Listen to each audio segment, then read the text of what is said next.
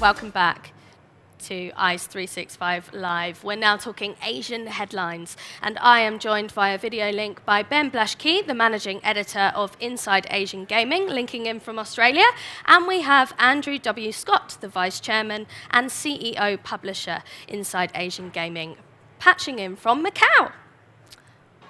Hello there. Hi, Katie. How are you? I'm well, thank you. Ben, is it?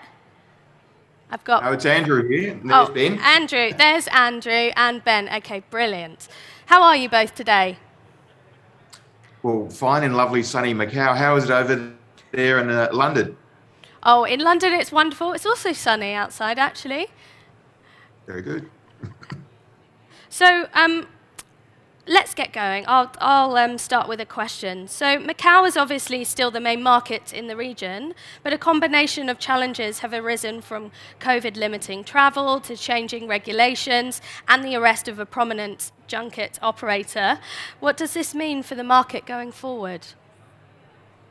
Well, let's start with COVID. That's probably one of the most pressing things that has been going on in Macau, and there's been a range of different responses by different jurisdictions all across Asia.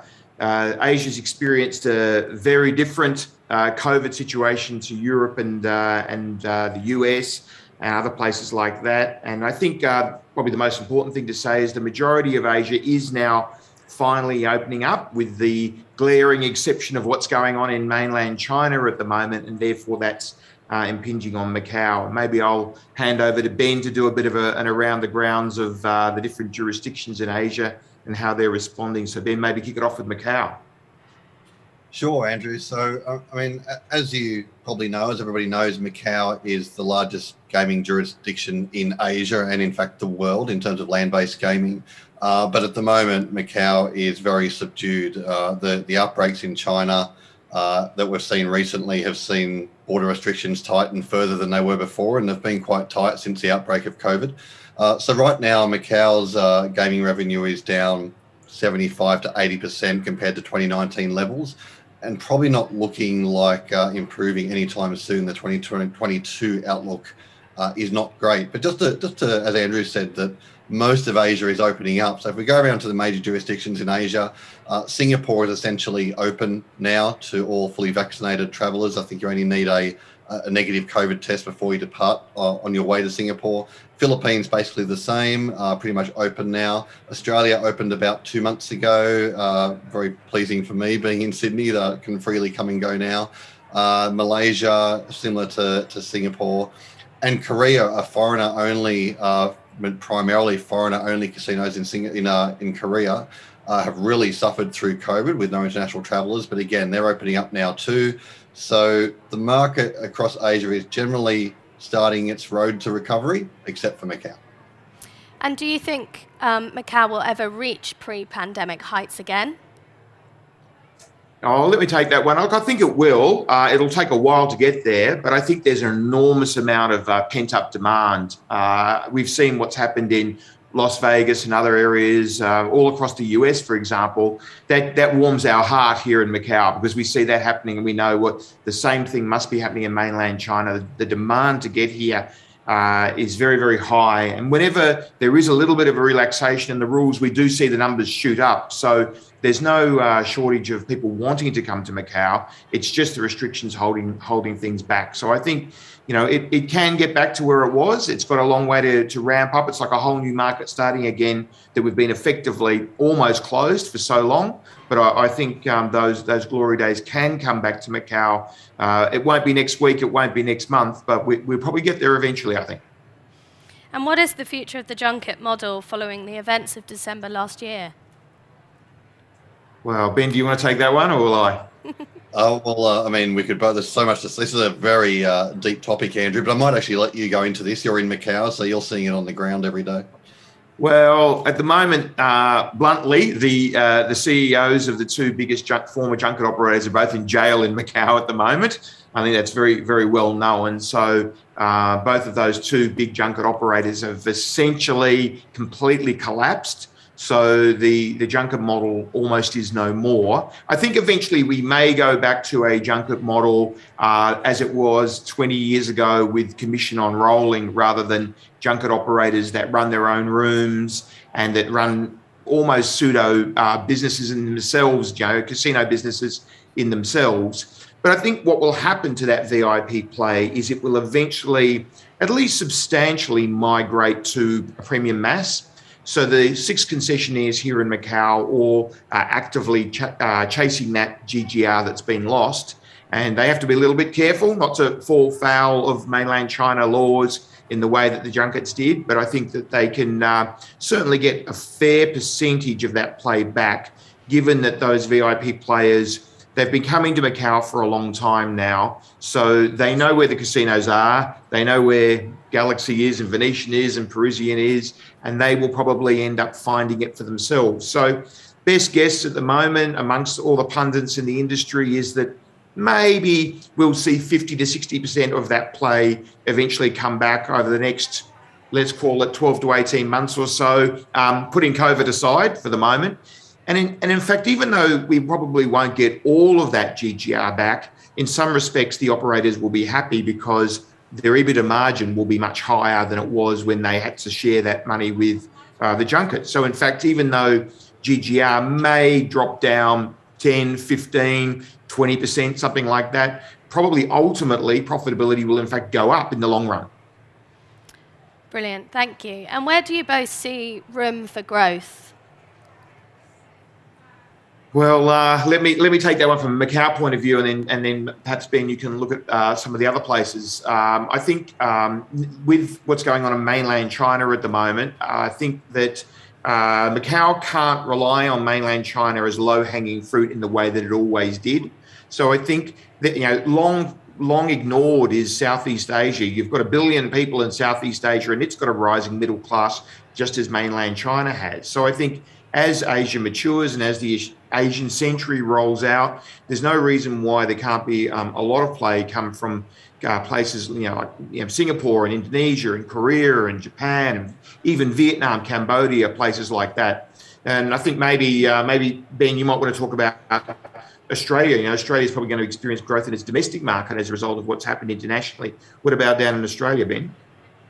Yeah, I mean, I think there's probably 2 markets I would focus on. I mean, in terms of Australia's always had a pretty strong domestic market, and I think that we've seen, like in the United States, I'm sure like in Europe, like in many places, since the borders have reopened, we've seen quite a strong rebound, pent-up demand, people wanting to get out, get back to, enjoying entertainment, being out of the house again.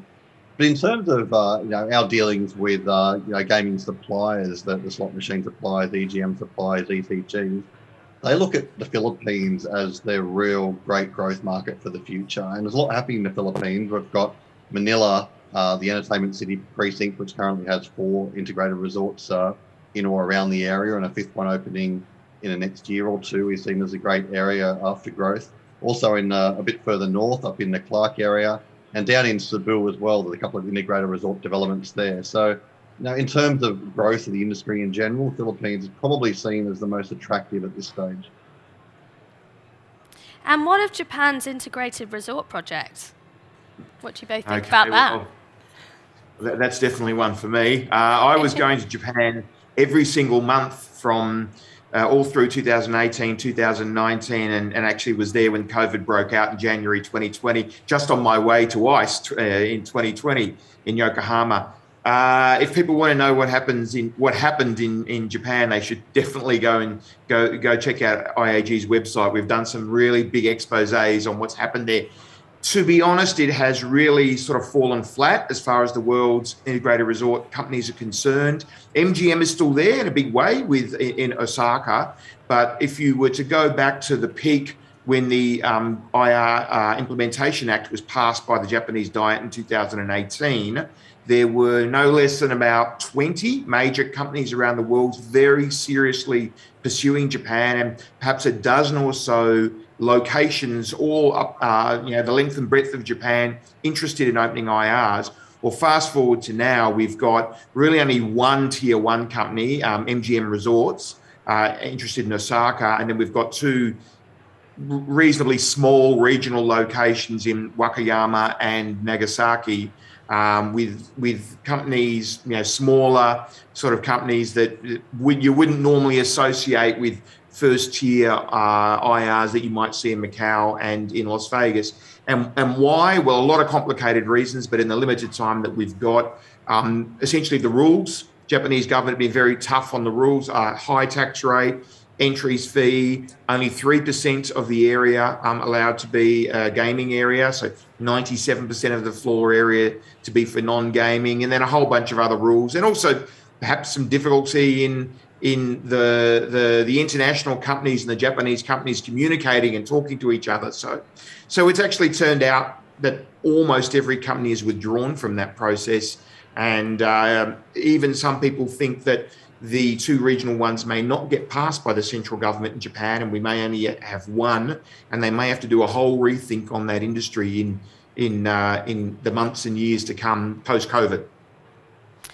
And we've seen Caesars enter late. Do you feel that more latecomers could potentially disrupt processes? Well, we just saw Bally's turn up in Fukuoka completely unexpectedly recently, and it turned out that may have been a little bit of a miscommunication between a potential collaborator and Bally's, the Bally's Corporation, which of course has 16 casinos throughout the US and thriving online iGaming business. But I think it's going to be, the process needs to roll out. Caesars have put a small interest in a small, relatively small operation in Wakayama that may or may not get through. So I think that's a relatively small one, and we're not, overly confident in either of those regional places making it through, or if they do making it through, necessarily being particularly successful is the way we read it. Sorry to the guys that are interested there. So, look, there could be some late players turn up in Japan, but I think what has to happen is the process has to play out. The Japanese government has to say what they want, and maybe they may need to look at what the outcome's been, go back, reassess it, and go back to the drawing board to a certain extent. Brilliant. Thank you both. And how are you both feeling about ICE London? Do you wish you were here with us? Ben, you were the one that was closest to going. Yeah, I was 50-50 coming over when it came time to book. There was just a bit of uncertainty around COVID, so I'm pretty. I can give you like a 99% guarantee that I'll be there in 2023. I do miss it. London was literally the last trip. ICE London 2020 was the last trip I did before COVID struck. Still have fond memories of that trip, and looking forward to getting back. The timing didn't quite work out with COVID in Australia this time, but give me 10 months and I'll be there in February 2023 for sure. Okay, we'll hold you to that. And what about you, Andrew? Well, we're trapped here in a gilded cage in Macau. Macau is really incredible. It's arguably the safest place in the world, but we've been very, very affected by the government's extremely strict policies here. We've actually had 0 deaths from COVID and only 82 cases in the entire period. But basically, it's impossible to get here. So I haven't left. I've gone from flying somewhere once a week, and my last trip was also ICE London 2020. Ben and I would normally be there along with Jadeson Ho, one of our other guys, and perhaps one or two others.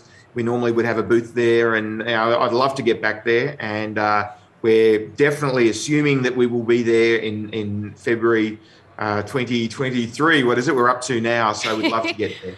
Brilliant. Okay, well, we'll see you both next year. Thank you, Andrew. Thank you, Ben. Thanks, Katie. Thanks, Ben. So for more from Inside Gaming, you can visit their site at asgam.com. Up next, we have a feature with H2 Gambling Capital. Stay tuned for that.